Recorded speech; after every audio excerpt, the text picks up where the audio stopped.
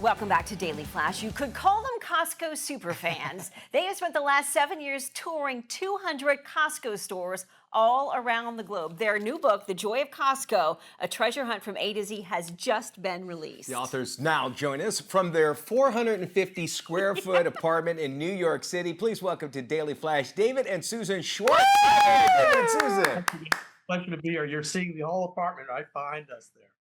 Here's what I want to know. Generally, when you think of Costco, you think of, you buy in bulk. Yes. But but you have this, small apartment, which a lot of people do in New York City. Do you come home? Is it just, is your bed have boxes and it's holding? How do you do this? And is that typical? People that just maybe not want a bunch, they still go to Costco. Well, right now it's a bit out of control because when we go travel around the world, we send home a box of stuff that's really neat. Okay. From each place. Okay, that's piling up a bit because we're actually not home much because we're busy traveling. So you can see how it goes. It looks a bit like a Costco distribution center right now. But the thing is, not everything is in bulk. For example, these glasses from Costco, my hearing aids from Costco, and we have a regular jar of mayonnaise from Costco. That's avocado oil mayonnaise. It's really cool. Ooh. So it's not 55-gallon tubs of mayonnaise. Okay, good. And toilet paper for life. Right. It's one You thing, can get that. right? It's one thing to visit Costco, but it's another to visit 200. What Yeah. inspired you to take this journey and write this book?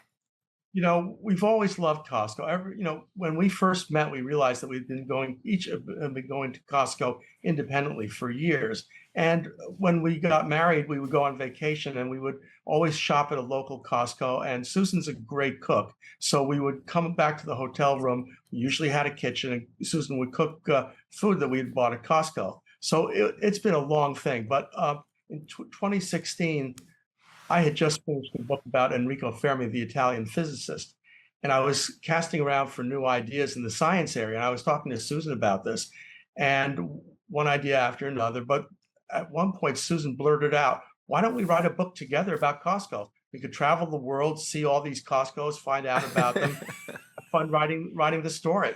There's just a couple problems here. The first one is I'd never written a book. David made the Enrico Fermi book look really easy. She's a very good writer. It's out. Okay, Wait, that's nice. Okay. But Susan, you've been in marketing and television commercials and such, right? So you kind of know a little bit about how to be marketed to and that sort of thing. What kind of differences are you seeing where they market towards American shoppers and maybe stores outside of the United States? What did you notice? It's a great question. It's about 40% of the merchandise is different around the world. So, for example, in Alaska, you'll see reindeer sausage, and in Taiwan, don't get squeamish, the rotisserie chicken sold with the head on. But, Yeah. That's awesome. New Orleans, they sell shrimp boil. But the real thing that was a challenge for us was not so much the 220,000 miles to travel. We went around the globe 3 times, traveling to 14 countries. The real problem was that Costco is so modest. They were not happy about the idea of a book. It took us 2 years to meet Jim Craig Jelinek, the CEO and the surviving co-founder. It took us another 3 years to convince them we were doing it whether they liked it or not. Once we wore them down, they opened the floodgates and were very generous. But we are not shilling for Costco. We do not work for them. We're totally independent. We just love what they stand for. Yeah, that was my big question because we've tried to do stories with Costco and it's like the Iron Dome. You cannot even access and get them to agree, but it's terrific that they gave you such incredible access. What did you find behind the scenes that really stood out for you guys?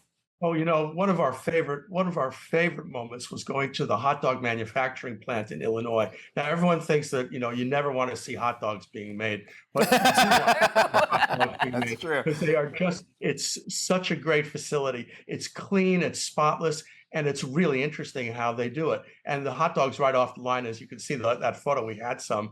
They're fantastic. So that was one of my favorite behind the scenes moments. One of mine was get Showtime ready, which is how they refer to the getting ready to open up. We went to the warehouse in Sterling, Virginia at I think 6 in the evening and stayed until 11 p.m. after everyone else had been gently swept out the door. They call it gentle sweep.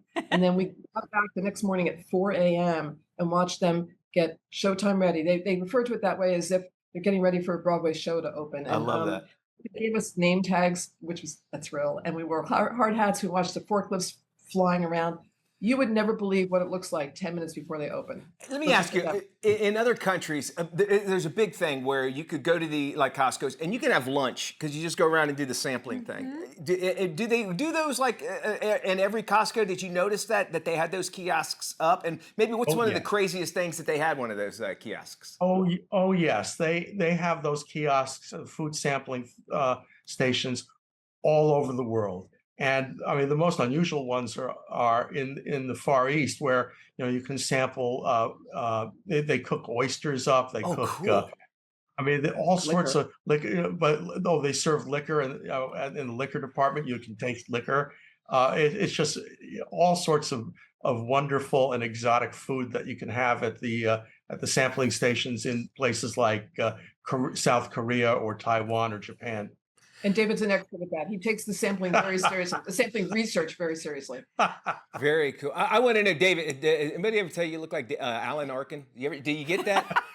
Yes, I have got. So did they go, hey, Alan Arkin wants to see how our hot dogs are made? I've also gotten Michael Smirkanish. I'm about to Google that one. Okay, yeah, we'll have to Google that one for sure. I have to love it. ask you, what's one of the most outstanding things that you saw? I read an article in the New York Post about the Amish in Pennsylvania, and also something about a display in Sweden, I believe. I think maybe you're talking about, we didn't talk about the amazing Gucci sunglasses I wore that were rhinestone studded by Gucci in Sweden for the opening. But I think that maybe the 5-pound Toblerone bar. Okay, which we have a picture of that one. That's really neat. Well, we want to know, and it's a quick yes or no, just like everything at Costco, you have one book out. Are you going to do a bulk of them? Are you going to do like a bunch of these books, or are you done?